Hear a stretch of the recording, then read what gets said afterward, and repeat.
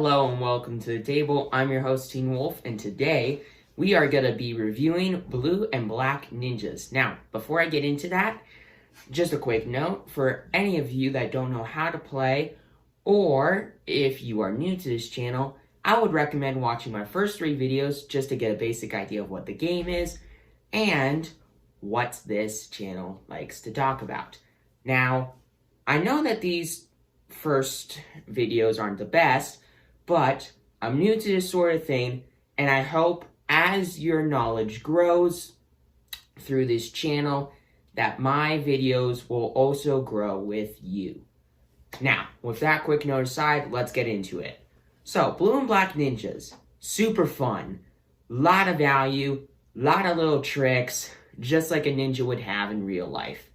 So, what does this deck do?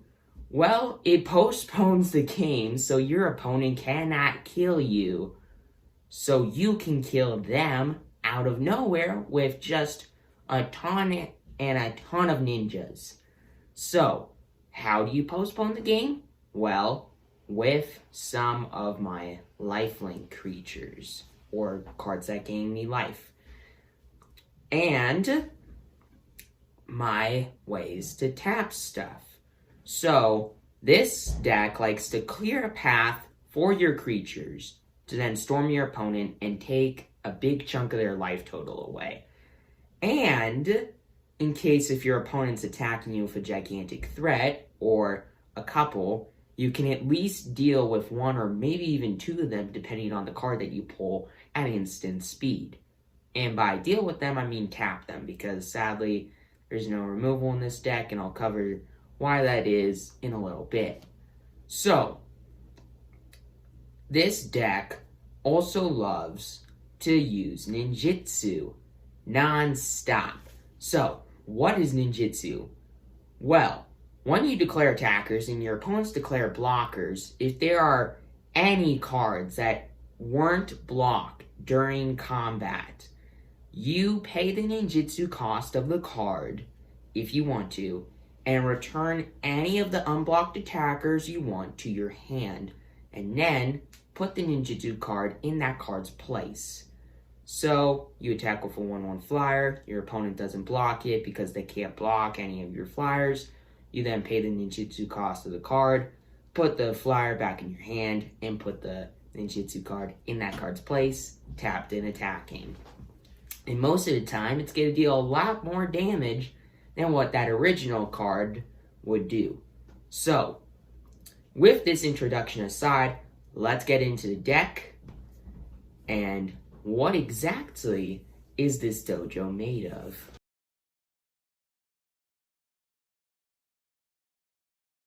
Alright, so the first cards I'll be covering in the deck review are my ways to interact with my opponent's creatures. First off, March of Swirling Mist, which by the way I have 4 copies of. 1 blue and X. So when I say X, I mean you can spend any amount of mana to pay for that part of the cost, as long as you have the mana to do so. So let's say X is equal to 4. Now, as an additional cost to cast this spell, you may exile any number of blue cards from your hand, and if you do, this card costs 2 less to cast for each card exiled this way. Now remember, it says may, so you don't have to do this, and I don't recommend doing this unless you absolutely have to. Now, let's say that's one of these moments. You exile 2 blue cards from your hand, and this card now costs a single blue mana, because remember, X is equal to 4. So, the other part of the card is up to X target creatures phase out. What does phase out mean? Well, basically, it doesn't exist. It's not an exile, but it doesn't exist. It cannot be interacted with, it cannot attack, it cannot block. It's just not there until that player's next turn. So, pretty sweet. So, you phase out 4 of your opponent's creatures that can attack you and maybe even block your creatures. Well, this card gets rid of those cards for a turn. And then you can deal a lot of damage to your opponent, hopefully. Now, realize you can target your own creatures with this card. So if your opponent's about to kill one of your really important creatures, or is about to board wipe, you can phase out, hopefully, your more important creatures. So, pretty sweet. Next card I'll be covering is Network Disruptor, which, by the way, I have 4 copies of. And for a single blue mana, it is a Moonfolk Rogue. And it is a 1/1 flyer that says, when it enters the battlefield, tap up to 1 target permanent. Now, tap target permanent. Artifact, enchantment, land, creature. Pretty cool. So, it has a little extra value. And realize it's a 1/1 flyer for 1. So it's going to be harder for your opponent to block. So it can tap a creature, it can attack, being a ninjitsu enabler. And by the way, when I say ninjitsu enabler, I just mean that it's a way to enable ninjitsu. It's a way to allow you to use ninjitsu. So it can be ninjitsu back to your hand, replayed to tap another permanent. Pretty good. Next card I'll be covering is High Speed Hoverbike, which I have 3 copies of in the deck. Now, it is a 2/2 artifact vehicle with flash and flying, so it can be cast during your opponent's turn as well. Pretty cool. And it says, when High Speed Hoverbike enters the battlefield, tap up to 1 target creature. So, it doesn't say it's an artifact creature itself, it just says that it's an artifact vehicle. But it's a 2/2 flyer. Well, there is a way to make it a creature, because it also has Crew 1. So, what Crew 1 means is you can tap any number of creatures that add up to a total power of 1. And then, once you do this, this card becomes an artifact creature until the end of turn. So, you can attack with it, and then ninjitsu it back to your hand, and tap another creature at flash speed.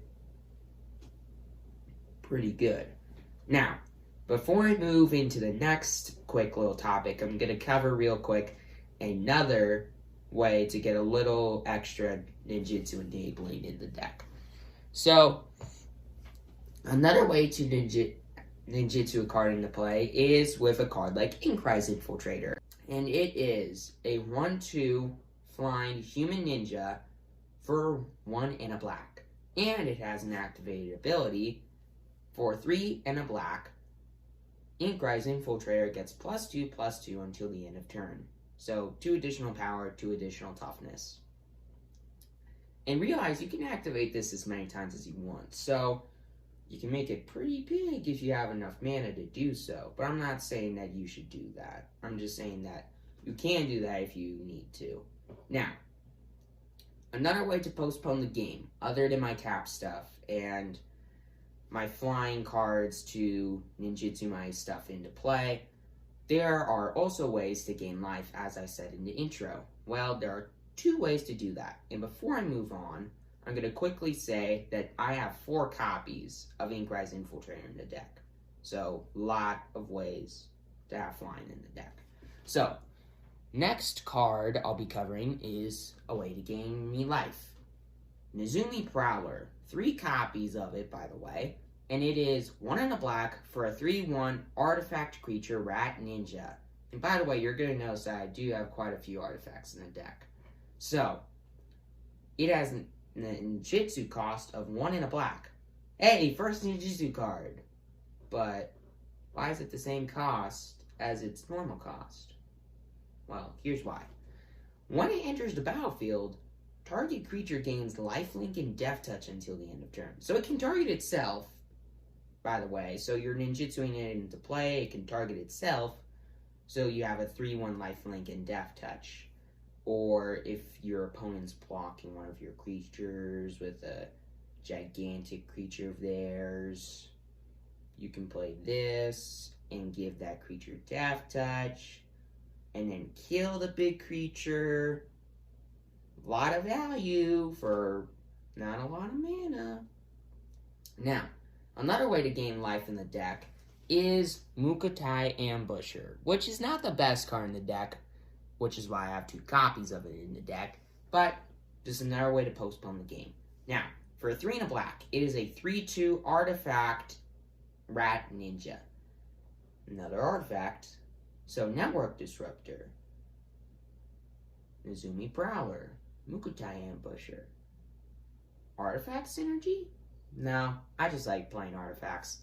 So, Mukatai Ambusher has a ninjitsu cost of 1 and a black, and it's a 3/2 lifelink. Doesn't do anything other than that, but hey, I put 2 copies of it in the deck for a reason. Also because I just needed extra ways to gain life, and there's not really any other way to do that through creatures in this set. Now, there's another way to gain life, but I'll cover that card later on. Now, to move into the more bulk of the deck, the creatures with ninjitsu. So, first off, there is Thousand Face Shadow. For a single blue, it is a 1/1 flyer, and I have 3 copies of it in the deck. Now, I would recommend putting in 4 copies because this card is scary. So, it has a ninjitsu cost of 2 and 2 blue. Why is the ninjitsu cost so high? Hold on to your butts. When this card enters the battlefield from your hand, if it's attacking, create a token copy of another target attacking creature. The token enters the battlefield, tapped and attacking. Really, really scary? Yeah. So this card can create a copy of a lot of scary cards that I'll be covering in a little bit. Now, before then, let's move on to the next scary card, which is good but not great. I wouldn't recommend copying this with Thousand Face Shadow, but who knows. 1 and a blue for a 2/1 enchantment creature human ninja. So, only enchantment in the deck, by the way. And I have 3 copies of it for a reason. When this card deals combat damage to a player, you may draw a card. If you do, discard a card unless Moon Circuit Hacker entered the battlefield this turn. By the way, it has ninjitsu, 1 blue. Good. Little extra way to gain advantage, but not great. But this next card I would definitely recommend copying with Thousand Face Shadow. So, Silver Fur Master. Baby, is this card good. And I have 4 copies of it in the deck. So, what this card does is blue and a black for a 2/2 Rat Ninja. And it has ninjitsu for a blue and a black. Same cost? Well, it's pretty good. So, ninjitsu abilities you activate cost 1 less to activate. So 1, it lowers the cost of all your ninjitsu stuff. So it costs less to ninjitsu in Thousand Face Shadow. And other ninjas and rogues in your deck have +1/+1. Quick note, every creature in this deck is a ninja or a rogue. So, copy this. All your creatures get +2/+2. Pretty sweet. And all of your ninjitsu abilities cost 2 less to activate. 2 generic less. So, it's still, you still have to pay like the black for Nezumi Prowler, but hey, 1 black to get that card's effect, pretty sweet. Or Thousand Face Shadow, you have 2 copies of Silver Fur Master in play. Ninjitsu for 2 blue to get that effect. Count me in for that, baby. Now, like I said, 4 copies of it in the deck for a reason. Now, next card, another really good card that I would definitely recommend copying with Thousand Face Shadow is Prosperous Thief. For 2 and a blue, it is a 3/2 human ninja for ninjitsu, 1 and a blue. And it says, whenever one or more, so most of the time it's only going to trigger once per turn because you're probably not going to be dealing damage with both a ninja and a rogue, but who knows, maybe you will. So, whenever one or more ninjas or rogues, creatures you control, deal combat damage to a player, create a treasure token. Which, by the way, a treasure token is an artifact that says you can tap it and sacrifice it to add a mana of any color. So, ways to get extra mana, ways to ramp in a blue and black deck. Count me in. Now, this card is really good. And if you get copies of it, you can get more treasure tokens. Pretty good. Now, that effect may not seem that good, but in this deck, trust me, you're going to need some of those treasure tokens because you're going to be doing a lot of stuff on your turn. Now, the last creature I'll be covering in the deck is Satoru Umazawa.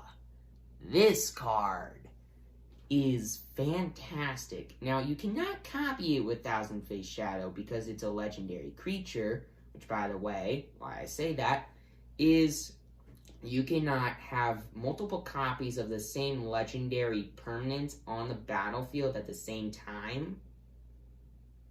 So, if you have two Satoru Umazawas in the deck, in play, you have to sacrifice one of them. And, by the way, before I move on to Satoru Umazawa, I forgot to mention that I have 4 copies of Prosperous Thief in the deck for a reason. Because, like I said, you're going to need that ramp. Now, moving back onto Satoru Umazawa. 3 copies of it in the deck, and for 1, a blue and a black, so 3 mana total, for a 2/4 legendary human ninja. But it doesn't have a ninjitsu ability, so why is it so good? Well, whenever you activate a ninjitsu ability, look at the top 3 cards of your library, put one of them into your hand, and put the rest at the bottom of your library in a random order. However, the one downside about this is that it only triggers once per turn, but most of the time you're only getting ninjitsu once or twice a turn. So, hey, at least you get to get some card advantage. So, it also does one other thing. Each creature card in your hand has ninjitsu, 2 a blue and a black. Now, all the ninjitsu cards that you already have in your deck, you can still use their original ninjitsu abilities. So, let's say you have this in play and you have a Prosperous Thief in your hand. You can still pay its blue and 1 ninjitsu cost. You don't have to do the 2, a blue and a black. Now, why would you want for each of your creatures to have a really high ninjitsu cost? Well, remember, I have Silver for Master in the deck, which reduces the ninjitsu cost. So, sometimes each creature that doesn't have ninjitsu can ninjitsu for a blue and a black. That's pretty good. It's pretty good. Now, the last card in the deck is really, really scary. But I only have 2 copies of it in the deck for a good reason. Kato Shizuki, the first Planeswalker that I will be reviewing. So, Kato Shizuki, 1, a blue and a black, for a legendary Planeswalker that starts off with 3 loyalty. And it says, at the beginning of your end step, if Kaito and Shizuki enter the battlefield this turn, he phases out. Now, just a quick note, when a creature phases out and comes back into play, it does not technically re-enter the battlefield, so Kaito doesn't just go into this infinite loop where he phases out, comes back, phases out, comes back. So only the first turn he comes into play, he'll be protected from your opponents attacking him and killing him. So, really good, but sadly not an infinite little loop. So, and by the way, you don't have to use any loyalty to do this. It's just an ability on the card. So, for +1, draw a card, and if you attack this turn, you do not have to then discard a card. Then you can pay -2 to create a 1/1 human ninja that's a blue and a black, and it cannot be blocked. So it's an unblockable creature. That's blue and black, so that's not going to come up. I'm just saying that's blue and a black ninja, but it's an unblockable creature, so it's a ninjitsu enabler. Now, I wouldn't want to bounce a token back to your hand because it's just going to go away forever because it's not technically a spell. But now, the last thing that Kaito does is for -7, you get an emblem, which basically think of an emblem as an enchantment or an artifact that can never be destroyed. So, whenever a creature you control deals combat damage to a player, search your library for a blue or black creature card and put it onto the battlefield. That's terrifying. But realize, you have to have him at 7 loyalty in order to -7 him and then get the emblem. And by the way, you can only activate a loyalty ability once per turn. So you +1 Kaito, put him up to 4 loyalty. That's all you can do with Kaito. You pass the turn, he goes away. And it's going to take quite a while to get him up to 7 loyalty and then have him survive for the next turn and then ultimate Kaito. The main thing I would focus on is just drawing cards off of him. I wouldn't go for the emblem. I would just focus on drawing cards off of Kaito. Now, moving on to the mana base. Oh, and remember, I have 2 copies of Kaito in the deck, which I will be covering more in a bit. So, I have 10 islands in the deck. You may ask why. Well, there are a ton of blue cards in this deck. There are so many blue cards in this deck. Now, next up, I have 8 swamps in the deck, because I don't have as many black cards in the deck. And, remember when I said there was one other way to gain life in the deck? Well, here it comes. Dismal Backwater. I have 3 copies of it, but it's a non-basic land that says when it enters the battlefield, you gain a life. It enters the battlefield tapped, so you can't use it. Sucks, but it taps for a blue or a black. Pretty cool. Now, with the deck list aside, let's move on to the average cost of each card in the deck and how many are there of each card in the deck.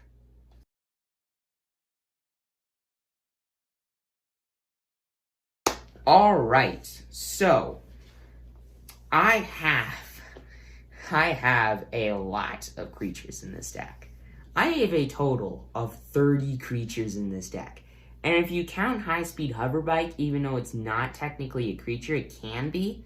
So it's kind of like I almost have 33 creatures in the deck. So this deck is going to be very creature-focused, as you've already been able to tell. And remember, I have 2 Planeswalkers in the deck because I have 2 copies of Kaito, and I have 4 instants. The 4 March of Swirling Mist. Now, what's the average cost of each card in the deck? Well, I have a total of... I have so many 2-drops and 1-drops in this deck, it is insane. So, because of how many 2 and 1-drops there are in this deck, the average cost of each card in the deck, mana cost, is 2.05. So basically, the average cost of each card in the deck is 2. Very, very quick and speedy deck. And I'm going to refer to this term a lot. A very aggro deck. A very fast deck. So, with this little quick note aside, let's move on to the cost of the deck.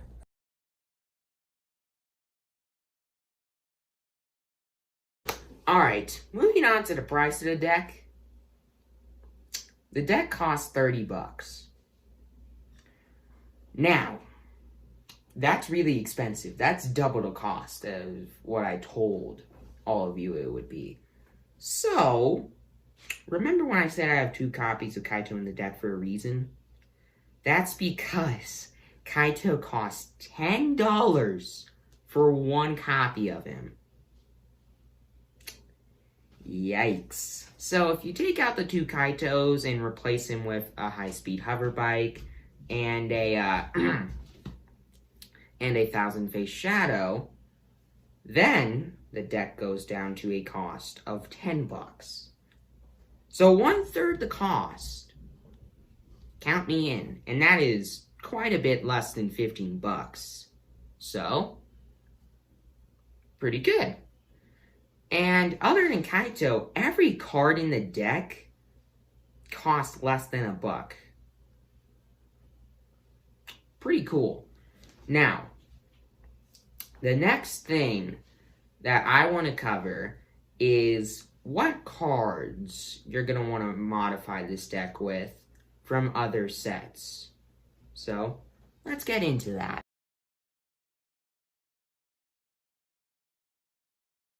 Alright, so, in the deck, you probably noticed that there's 0 cards that destroy a creature. Well, that's because there are absolutely 0 cards in this set that are really good removal spells. I mean, there's one, but it does not go well with this deck. And I'll cover what that card is in a later video. But the cards that you can modify this deck with from other cards that are currently in Standard. There is Power Word Kill, which is a removal spell, because this deck is probably going to need that. Now, there's another card that you can use, because Infernal Grasp is a really good removal spell. The other card that you can modify the deck with. It's really good, but it forces you to lose 2 life. But the thing with Power Word Kill is it's not going to be able to kill every creature that you see, because it just says destroy target non-demon, non-angel, non-dragon creature. Whereas Infernal Grasp just says destroy target creature, you lose 2 life.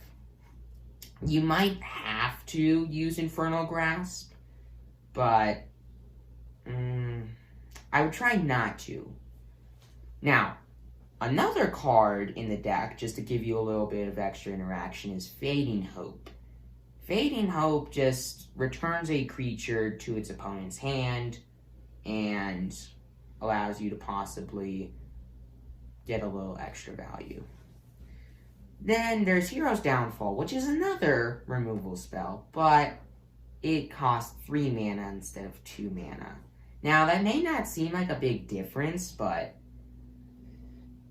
2 mana removal spells, let's just say, are quite a bit better than 3 mana. Now, there's no downside about Hero's Downfall. It can actually kill a planeswalker or a creature, but for 3 mana, it's not the best. If you need it, then I would definitely recommend getting it, because it is a good card, but it's not the best.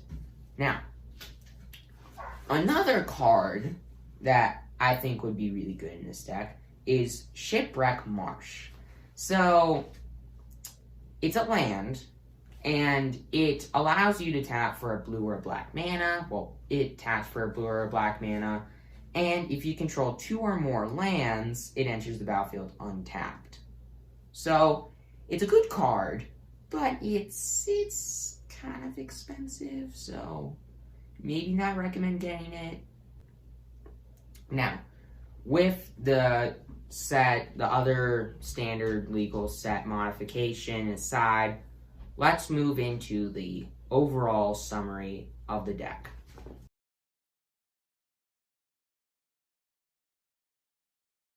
So, this deck is really good, and in my opinion, it's my favorite deck that I've ever built.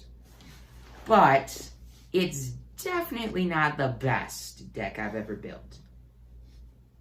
Like I said, Ninjitsu is a really important part of this deck. And I do have a lot of ways to enable Ninjitsu, but you still have to enable Ninjitsu in order for Ninjitsu to do its thing. So, because of how conditional Ninjitsu needs to be in order for it to work really well, I'm only going to give this deck an 8 out of 10. Now, if you can enable Ninjitsu and if you can get Ninjitsu to work for you really, really well, I would definitely rate this deck higher. But because of how few moments you're going to get to where you're just going to be able to pop off, get tons and tons of Ninjitsu cards into play, and just do a ton of shenanigans with Ninjitsu, it's, like I said, it's not going to come up that often, so that's why I'm rating this deck at a lower grade than I will for future decks. Now, the best card in this deck, and I've already mentioned him a lot, and I've already covered him a lot, is Thousand Face Shadow. I mean, you probably saw this coming. The card's just so good. The Ninjitsu cost is expensive, but hey, bite the bullet and just play the card because it is so good. He's just so scary, and it's just, horrifying. Absolutely horrifying. It can just, that card alone has won me so many games with this deck. Because I copied, like, Silver for Master, and I just got to do so many amazing things. I killed my opponent just like that. Because he copied a creature, he copied the Silver for Master, made all my stuff bigger, and he killed my opponent. Just like that. And I would rate him 10 out of 10. Great card. Okay. Not a 10 out of 10. I was a little ambitious with that. I would rate him a 9 out of 10 because he still needs, the Ninjitsu cost is 4, so it is expensive, but hey, if you have ways to reduce that cost, this card is just so good. And even without the reduction for the Ninjitsu cost, it's just so good. The card is so amazing. Now, with this deck review done, that concludes the first ever deck review for this channel. I hope you liked it. Please consider subscribing. I'm your host, Teen Wolf, and I will see you next time.